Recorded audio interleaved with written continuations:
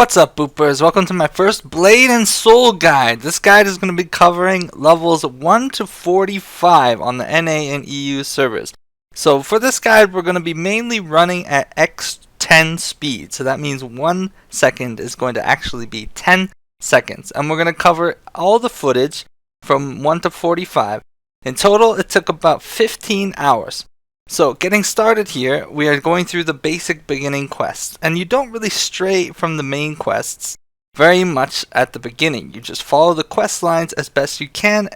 The tips to speed up here is to practice skipping quest text by pressing left or right mouse button, Y and F keys.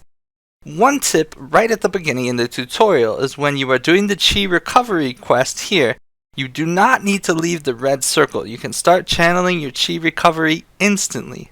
This will save you a bit of time, which is pretty important if you're leveling for the head start and you want to stay ahead of people.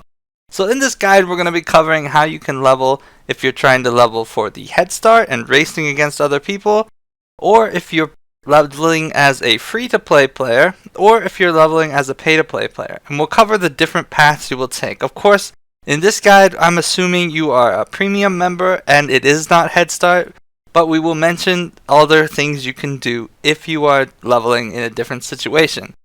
So again, we're following the beginning quests, and let's go over some tips to speed up our leveling, since we don't need to talk much about doing these quests. It's just standard completion of the quest. So one thing we can do is to deal with the loading screens. Now every time you go through one of those white doors, sometimes if you're playing on a slower computer, you may hit a loading screen, and this will slow you down a lot. It's also kind of annoying to hit a loading screen that often. So one way to combat this is to wait in front of the white doors. So the white doors are basically waiting for your computer to preload the other side of the door. If you're using an SSD, you won't notice loading screen very often, but if you're using a normal hard drive, you'll probably hit the loading screen pretty often. Because Blade and Soul is a pretty old game, it's not optimized so well. So you can combat these loading screens by just sitting in front of the white doors by 5 to 6 seconds, giving your computer time to load what's on the other side of the door. Then once you go through it, there's a good chance the loading screen won't be there. And this will be a lot faster than if you actually hit the loading screen, as it tends to take a lot longer than waiting 5 seconds.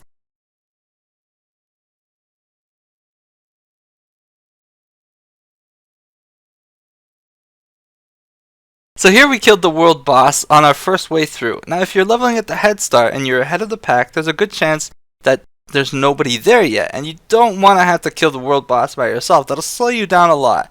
And seeing as how you have to cycle around this map that takes you back to the town afterwards, it's a good idea, if there is nobody there killing the world boss, to just do all the quests in this zone and then circle back, and then hopefully by the time you get back to the town, at the end of the zone, people will be there and you can kill the world boss, if this is at the head start. You'll notice that I did not spin the wheel, so regardless if you're leveling at head start, if you're free to play or premium, do not use the wheel yet. The reason why we're not using the wheel the first time we get to the town and kill the world boss is because once we hit level 8 towards the end of the zone, we will get a survey that gives us 5 more tokens to spin the wheel more. This way we have maximum amount of spins to try and get our first breakthrough weapon. Now you may not get the first breakthrough weapon in the first try, but we'll go over that when we get to the wheel. For now we are just running the standard quest path. Now a good tip for when you get to a quest hub is to try and turn in the yellow quest first. The reason you want to turn in the yellow quest first is because most of the time, turning in the main quest will unlock more quests, which will make you talk to the other NPCs. It'll save you a bit of time from having to talk to the same NPC multiple times, so it's just easier to turn in the yellow quest first if you can remember to. I kind of forget to do it a couple times in this video. And again, this video, we end up getting to max level in about 15 hours, which is not the fastest. I believe you can be about an hour to an hour and a half faster, but I'll point out the mistakes I make as I get to them. So now we get back to the town after level 8. We've got all the tokens from completing the quest, killing the boss once, and the survey. What we're doing here is we're going to try and get our weapon and try and get the soul shield pack.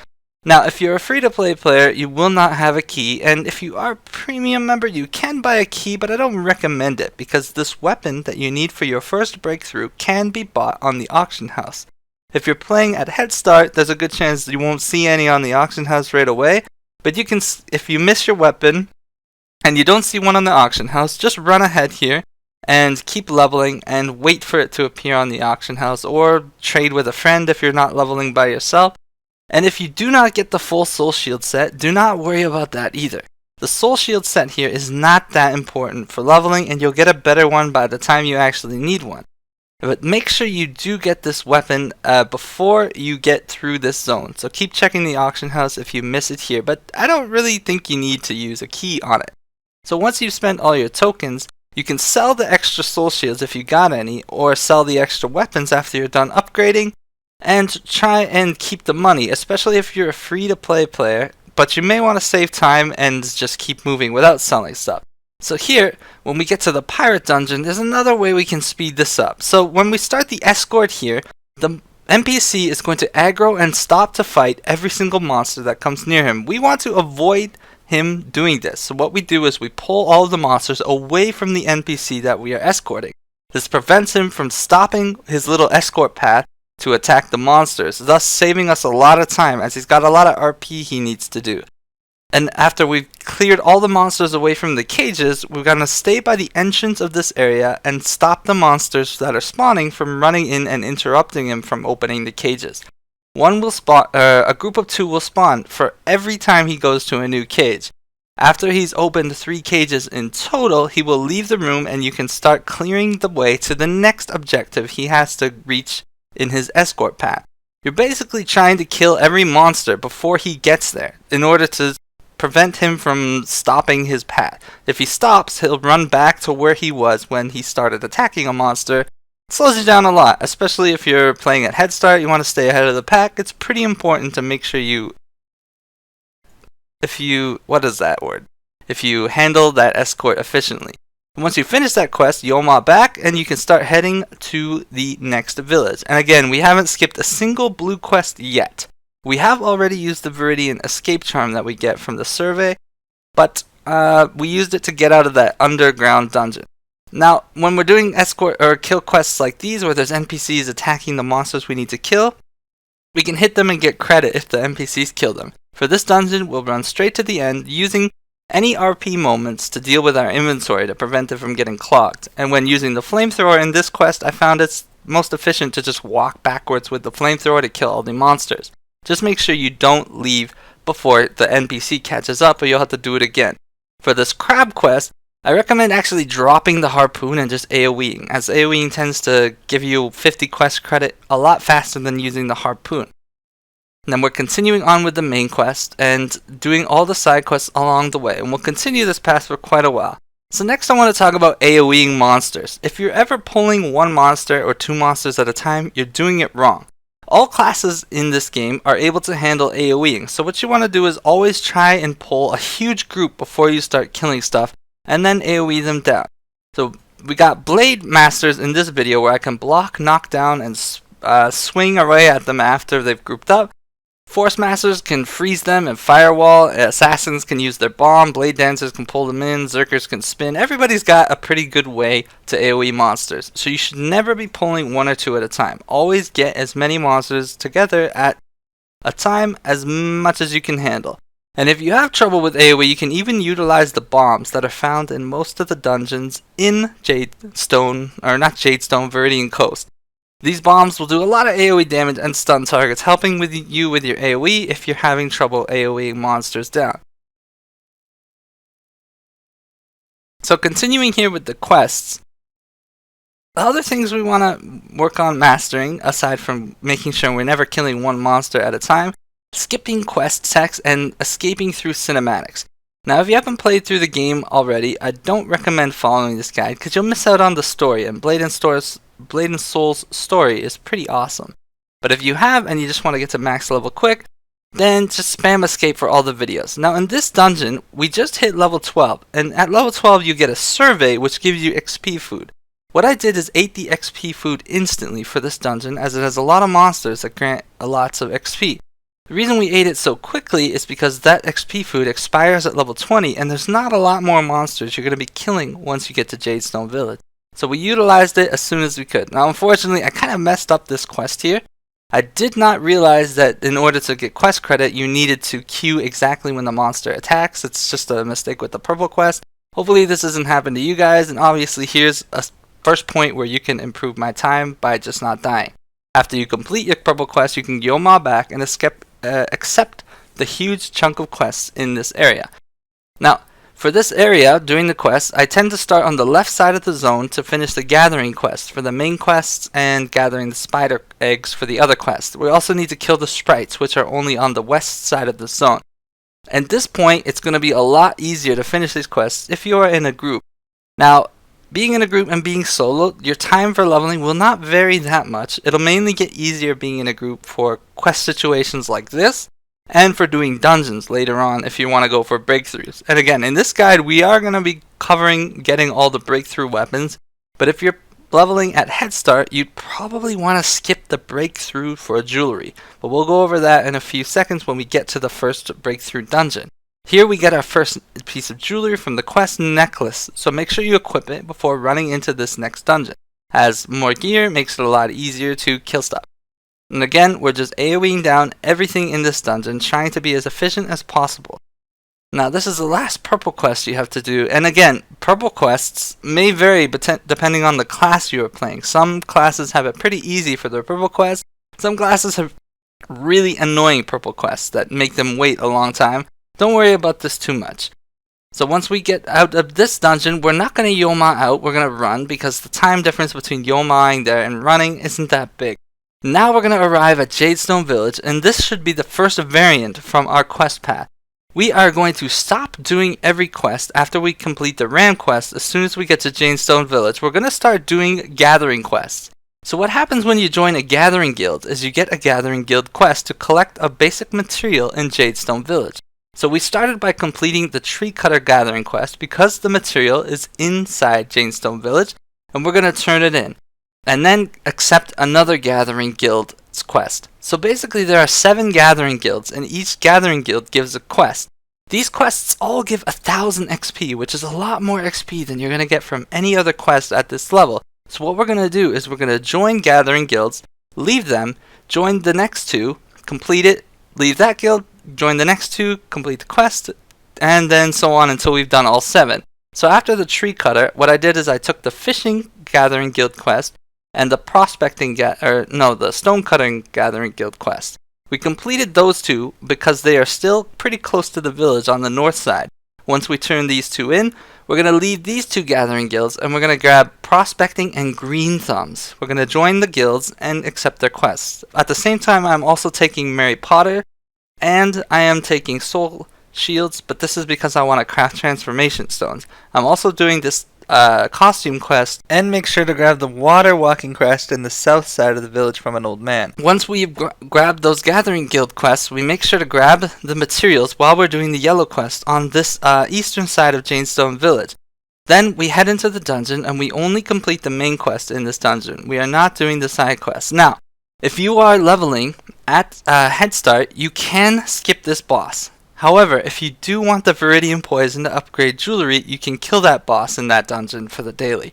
But we turned in the 2 gathering guild quests, so now we have 5 completed. We grabbed the last 2, which was hunting and herbalism, I think, and we completed them on our way out of Jadestone Village. You'll notice that we didn't accept any side quests anymore. Just the gathering guild quests. We're just completing the main quest. You can do that world boss frog if there's people killing it, but I decided to skip it. Once you get into this dungeon, escort this man, don't forget to talk to him after his escort, and then run straight to the end. Now, because we did those gathering guild quests, we are a huge chunk of XP ahead of where we need to be at this point. So it allows us to skip a lot of content and get ahead of the pack. For this main quest, you don't need to wait for the NPCs to take out the fire and the storm. You can run through it, but you'll probably need to eat. And when AoEing these dummies, be careful, they can hit pretty hard. You want to take care of yourself, or they will kill you. You don't have to pull them all at once. Once you finish this, jump out and turn in the quest on the side of your quest log and do the main quest. You'll have a little jumping quest here, make sure you do it. And then you can Yoma back to Jadestone Village. Skipping all the quests in that zone, the Jadestone Village Dark quest is mainly completed in the north side because there are a lot more monsters on the north side than there are on the south. Once you complete it, we're going to be running into the dungeon and we're going to skip all the monsters. Now again, here's an opportunity of RP. When it's RPing, it's a perfect chance to clear up your inventory and upgrade stuff to be as efficient as possible.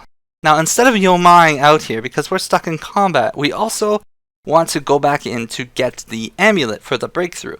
Now again, if you're playing at head start, you're going to want to skip this part. You do not want to get the amulet for the breakthrough, because to break through your jewelry to max level, you're going to need to farm Blight Fangs. And if you're rushing to max level and you're the first person there at the head start, your only method to get Blight Fangs is to be buying them off of auction houses or farming them in the dungeon.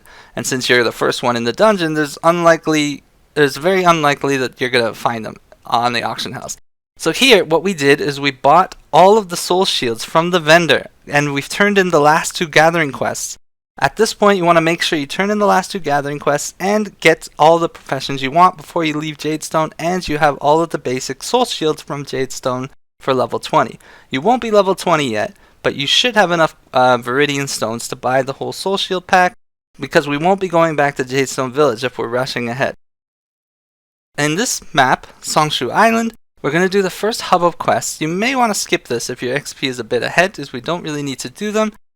But they give a ton of XP, so I did them here. Now again, we're going to run into this dungeon, and one thing to note about this dungeon is it is the next breakthrough ring. So again, if you are leveling a head start, you want to skip all the jewelry stuff. In the case here, you really want to skip this dungeon, and that is because this dungeon, when you go back in, which I'm about to do to get the ring, it gives no XP.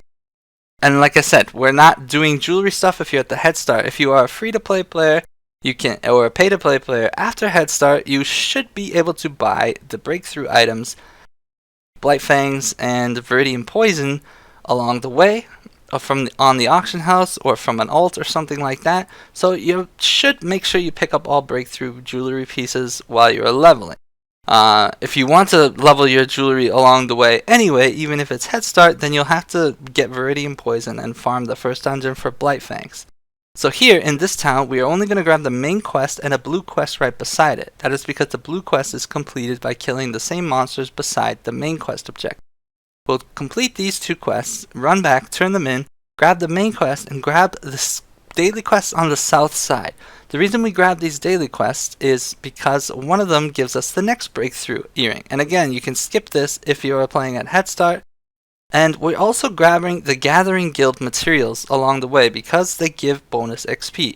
At this point, you should know which Gathering Guilds you still have from leaving Jadestone Village, and try and remember, if you've done this before, where the gathering materials are on Songshu, as finding the secondary gathering materials on Songshu will give you 1000 XP for free. Once you've completed those quests, you'll Yoma back, and you can head to the next main quest.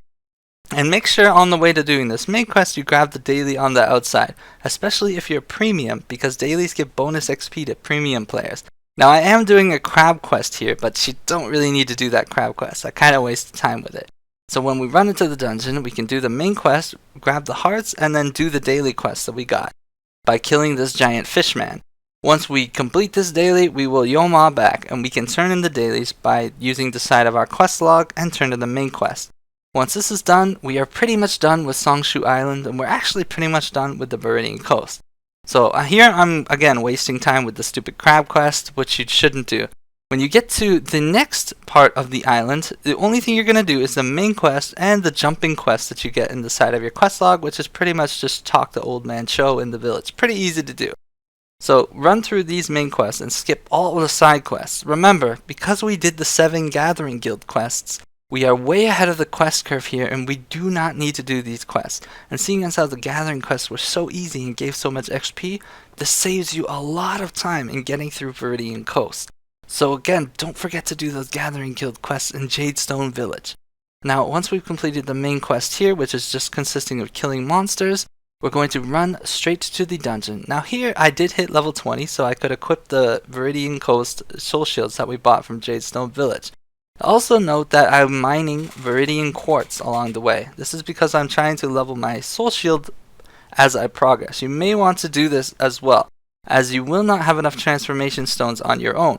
Now, as I was running to do the main quest here, I queued up for a dungeon, and I got pretty lucky here as the dungeon queue popped, and not only did I find a group while I was doing the main quest, they started clearing the dungeon already, and this saved me a lot of time.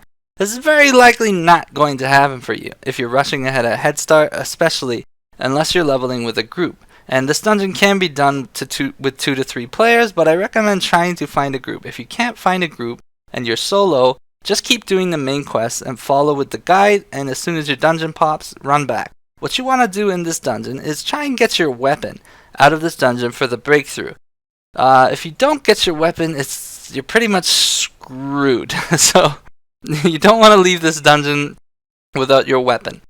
You can skip the amulet again, especially don't need the amulet if you're leveling at head start, but you'll want it if you're you can always go back and get the amulet, so don't worry about the amulet. I did get lucky and get it here, and a pay-to-play player can easily get the weapon by using a key to open a chest, get their weapon guaranteed. If you are a free-to-play player, you may have to pray to the RNG gods to get your weapon. You may have to do this dungeon a few times, but that's not so bad, because doing the dungeon a few times will result in you getting a Blight Fangs, and you need Blight Fangs to upgrade your jewelry eventually. Again, you don't really need to upgrade your jewelry for leveling to max. The stats make it easier, but you don't need them. And you can always come back and get the Blight Fangs and all the breakthrough jewelry once you hit max level. The only thing that's really, really important is your weapon. So do not leave this place until you get your weapon. And this is the first part rather, where pay-to-play players will jump ahead of free-to-play players because they can guaranteed get the weapon out of the chest. And if you're unlucky as a free-to-play player, you can be stuck here for a little bit. So we got our weapon and we got the amulet, so we're ready to leave this area. And again, if you couldn't find a dungeon group, you should have just gone ahead with the guide here and waited for a dungeon group by finishing the main quest, which is basically just killing cannons. And the reason I do this quest by killing the monsters on the beach is because that's where the cannon objectives are. Now we're running through these quests as fast as possible.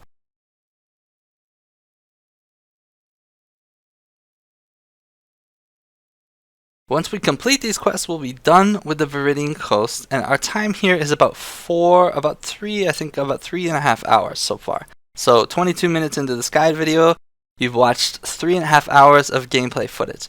Now for these main quests, you just keep completing them, and here we're going to start doing all these side quests. Now our goal here, now that we've gotten to Cinderlands, is to hit level 25 as fast as possible. And once we hit 25, our path will vary based on if we're free to play or pay to play. So what we want to do is just keep completing the quest as efficiently as possible, making sure you're not pulling one monster at a time. But all of these quests give pretty decent XP. Now one thing you'll note if you are playing after Head Start is that there's probably going to be some people killing your monsters. Now you can utilize the fact that you can swap to another channel in order to get more monsters. You can get pretty lucky if you kill a huge group of monsters, swap channels, and that huge group is there again. You can kill that huge group twice in a row and complete the quest almost instantly. The downside to this is if you swap channels and all the monsters are already dead and there's 12 people there farming the monsters, you can't really switch back to where you came from. So it's kind of a 50-50, hope you get the right channel with the least amount of people in it. And again, if you find other people doing the same quests as you, you're actually better off inviting them to a group. This is what I do here at this part of the guide. So don't compete with people for monsters. If you see other people doing the same quests as you, it's way faster to just group up and share credit. The XP you get from actually killing isn't that big of a deal, so the faster you complete the quests, the better. Even if you hate the guy you see leveling, just group with him, finish the quest, be happy, and then go back to doing whatever it is you were doing. Now, another thing to know about this area is your gathering quests has new materials to gather in Tomoon range. So you should make sure to pick these up along the way, which I've already grabbed Green Thumb's material for, and I'm not going to go out of my way to grab it because Tree Cutters is on the other side of the zone. I haven't grabbed it yet. I'll wait until the quests take me near where I need to be. But make sure you don't miss them, as those gathering quests, or those gathering items, once you loot them, you get a free 1500 XP at this point. But again, we're completing all the quests here, and we're trying to be as efficient as possible. We're going to keep completing the main quests and side quests until we hit level 25, at which point we will only be completing the main quest. Now here is a case of where switching channels backfire. I'm killing the armadillos as quickly as possible. I swap channels only to find that the channel I swapped to has way less monsters and way more people. Instant regret is what you call that. But that's a risk you're going to have to take, and sometimes it pays off, sometimes it screws you over. So once we complete these main quests, we're going to run to the shadowy area in this map and do all the side quests here as well. Now, one thing to note is that a couple of the quests send you into the dungeon as well as the main quest, but make sure you complete all of the quests outside the dungeon first, because we want to Yoma out of that dungeon, which means we have to kill all these lightning thingies, which can take a while, before going in the dungeon. So I did a huge circle here, killed all the lightning thingies, and then talked to the tree, talked to the pig, and turned it in. Now going into the dungeon, we're just going to run to the monsters we need and put them on the pedestal. And this is a case where having people in your group definitely speeds things along. Complete the blue quest in this dungeon, Yoma out, and turn everything in. Once you're turning in the quests here, you can talk to the corpse and run back in before you have to kill the monster. And now we're going to be completing all the daily quests again, because we're still not 25, which is our goal. Now coming up on the next dungeon is another breakthrough weapon. Now, this dungeon sucks ass. It takes a really long time to complete this dungeon, and you really don't want to waste time here. So, if it is not Head Start, you can buy this weapon off the auction house, very likely, if you're in a rush. If it is Head Start, you should have a Cinderlands key. Even if you're a free-to-play player, you should have gotten a Cinderlands key from a survey at this point. I recommend, if you are forced to do this dungeon, to use the key here if there's no weapons on the auction house, as doing this dungeon is a pain in the ass. Also note that the little dude that comes in the middle of the dungeon for the escort, he will not start the event until you leave the area and walk up to him again. If you're just sitting there waiting in the middle, he'll just sit there and wait in the middle right beside you until you leave the area and come back to him to trigger the event. So make sure you don't waste time sitting beside him doing nothing, waiting for him to do something, because he ain't going to do shit until you do something.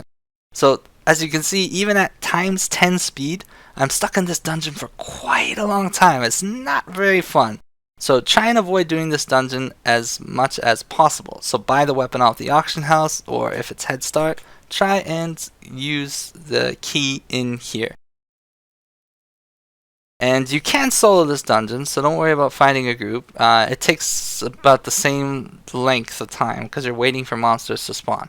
Now once we get the weapon, we can upgrade, and so far we've been keeping our weapon upgrade. And in this video, I have been able to keep my jewelry upgraded, but if you're playing at Head Start, it's very likely you won't be able to do this, and don't worry about it. The jewelry stats are not going to make leveling all that much more difficult for you, as long as you know what you're doing.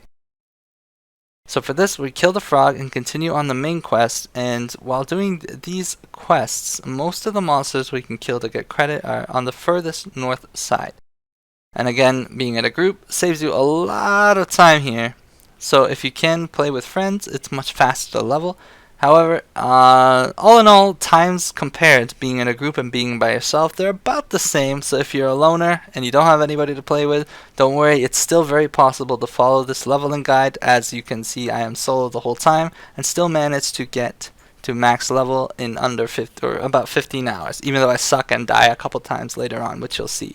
So for this daily quest that we accepted here, we can do the daily quest on the way to the main quest. We don't have to.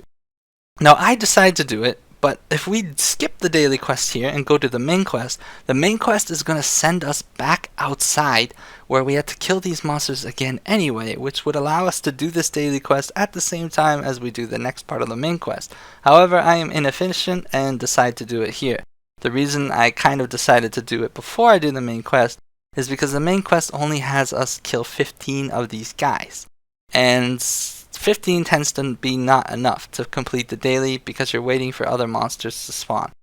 So we're completing the main quest here, and it's another escort. In this case, we do not really need to wait for her. We can just keep running ahead of the escort NPC until to kill the monsters, to speed her up, and then kill the main guys, and we'll have to run out of the cave here.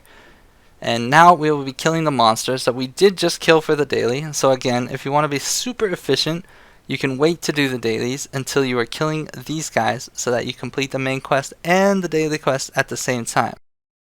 Now, it's about now that we are going to be hitting level 25, which means we do not want to do side quests anymore. We are done with side quests. So completing the main quest lets us skip the cinematic, and now we are heading straight to the desert. So what we want to do now is grind if we are a pay-to-play player and we can buy XP food. Doing this quest in this cave right here because it's easy. If you are not 25 by this point, just keep doing extra side quests until you hit 25. Then make sure you do this quest to upgrade your sprint by running to Cerulean or the red guy camp, whatever they're called. Buy the item and then turn it in to increase the duration of your sprint by 15 seconds. Now what we're doing is we're doing the main quest in this camp. This is so we can Yoma here. We make sure we repair our weapon. Now on our way to the grind spot, we are going to complete the main quest so that when we Yoma back after we're finished grinding, we can turn in the main quest and continue on our way. Now, this is where your path will vary. If you are not a pay-to-play player, if you do not have XP food or premium, then you will not want to grind here. It is not efficient. What you should do is just continue questing. The reason why you do want to grind here, if you can afford to, and again, if this is not Head Start, it's very likely that XP food can be found on the auction house, or you can get it from spinning the daily wheel. The reason is because the XP in the desert from the quest is decent, but the quests are so damn spread out. It takes so long to do the desert quests that it's so much faster to just kill these monsters in the jackal hideout or vulture's dig. So what we're doing is we're running from one end of the dungeon to the other, killing everything along the way. Every class can do this, though some classes have more difficulty than other. We can also use our special potions, which we've been getting from the survey, which increase our HP regen out of combat. This prevents us from having any downtime. So here's a few tips with dealing with this dungeon. First, if you're having trouble with loading screens, make sure you wait by the exit and entrance doors a few seconds before you run through them to avoid getting a loading screen. And second, don't die like I just did. This is a good point. If you are not leveling at the head start and you are leveling your jewelry along the way, this is a good point in the game where you can start looting the jewelry that these monsters drop in order to keep your jewelry up to date. You can also loot the Serpent Calling Bell, which you can use for the jumping quest as well. So being efficient here is using the XP food and also making sure you pull every single monster. So a common mistake with grinding this spot is that people do not pull all the monsters, or they let some of them reset. What you want to do is pull the left side, the first two rooms on one side, and get them grouped up, but don't run too far into the second room. And then once you've killed them, run to the other side, and again, pull everything, but don't run too far into the secondary room, or some of them will start resetting. But that's pretty much it. You should be able to grind here until level 31, and it's way faster than questing, whether it's Head Start or not. But again, if you're free to play and you cannot buy the XP food, just do the quests outside. Here, you will fall about an hour behind or so, but it's not that big of a deal. And again, if you were free to play, it's very likely you had to run the dungeon a few times, so you were ahead on XP anyway from being stuck in the dungeon trying to get your weapon, which will save you some time in the long run as well, or at least not really save you time, but make it not so inefficient that you had to run the dungeon. And if you are planning to upgrade your jewelry at this point, you want to make sure you can get as much money as possible from killing these guys so that you can buy Blight Fangs and Viridian Poison off the auction house. I also want to talk about the Viridian Poison and upgrading professions. In this guide, I am upgrading transformation stones because the game does not give you enough Viridian transformation stones or Cinderlands, and definitely not enough Moonwater. You're going to be short one Viridian and one Cinderlands transformation stone, so you want to try and level your soul shields along the way as you level. In order to do this, I had to make sure I looted 5 Viridian quartz while I was leveling in the Viridian Coast, which you saw me do in this guide. But you want to make sure you have at least 6 quartz in order to craft transformation stones by yourself. It'll take in total 6 hours. 2 hours to gather the correct log, 2 hours to craft the refiner, and 2 hours to craft the transformation stone. But you only need 1, meaning you can sell the other 4 and make a nice profit. Then you can do the same thing with Cinderlands transformation stones, making sure to grab Cinderlands quartz while you're questing through this zone as well. You get the mining picks for free in one of the earlier yellow quests that we've already did. But yeah, that's about it for the first part of this guide. We're just going to be running this dungeon non-stop until we're level 31. All in all, we got to level 31 in 5 hours 45 minutes, even with a couple deaths, which is to be expected. You can vary that time by about 30 minutes. For now, I'm going to stop here and I am going to boop out and we'll continue on with the next part. Boop.